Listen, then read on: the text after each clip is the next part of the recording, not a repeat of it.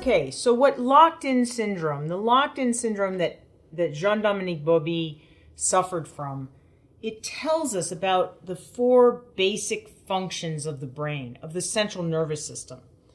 And those are voluntary movement, perception, homeostasis, and something that is oddly described as abstract or higher functions, cognition. There are a lot of words for this, none of them exactly perfect. Okay, so let's just go through what these various functions mean. So voluntary movement is everything that we do. And when I say voluntary, I kind of mean voluntary and I kind of don't. What I mean is something that is driven by the brain. And that can be something that I do completely volitionally, completely deliberately. Like I say, I'm going to raise my hand and I raise my hand. That's a voluntary volitional movement. But if I step on something and I wince in pain, that's an emotional movement. Both of them we're classifying for right now as voluntary movements. They're self-generated. They come from ourselves. And these voluntary movements are the only way that we have to express ourselves. I know that in the popular press, there's a difference between words and actions. Sticks and stones can break my bones, but words can never hurt me. Actions and talk and actions, they're all one action. So talk is an action, and we use our laryngeal muscles, our diaphragm, our the muscles of the upper airway, including our tongue and pharyngeal muscles. These are all muscles that we use to actually express ourselves. So talking, writing, having a facial expression, raising your hand, jumping up and down, doing a new dance step, all of these are voluntary movements. And these were definitely lost in Bauby. All he could do, and all many of the people with locked-in syndrome can do, is move an eyelid. Okay, so that's voluntary movement. Perception is distinct from sensation, and that's a very important concept. Perception is what we consciously appreciate about sensation.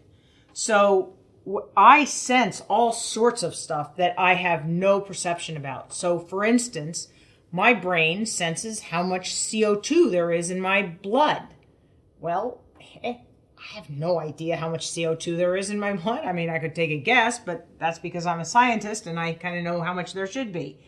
But there's there's sensors that tell us how long our muscles are, where our joints are.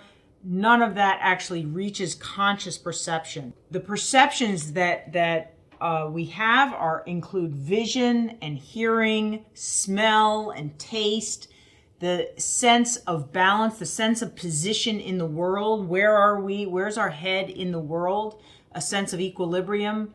All of those are perceptions that we have. They actually reach a conscious level. The third major function that we're going to talk about is homeostasis. And homeostasis is what we use to keep our body in physiological limits, to make sure that we have enough oxygen to our brain and to the rest of our body. We are going to focus very much on the brain in this course. So we have to make sure that there's enough oxygen delivered to the body, that there's enough blood pressure that keeps us upright. We have to make sure that our body temperature stays within limits, the physiological limits that the body will tolerate. There are life cycle events that are challenges to our being, and these include giving birth and nursing a newborn, suckling from a mother.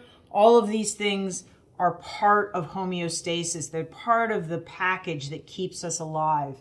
Another part of homeostasis is a rhythm, the rhythm of our lives, the daily rhythm, the wake and the sleep, and the seasonal rhythm. The seasonal rhythm that has a little bit less of an obvious influence on us than the daily rhythm. And then the cycle of life. So we go from infancy to childhood to adolescence to early adulthood, to middle age, to being older. And so these are all part of homeostasis. They're all part of the challenge of staying alive.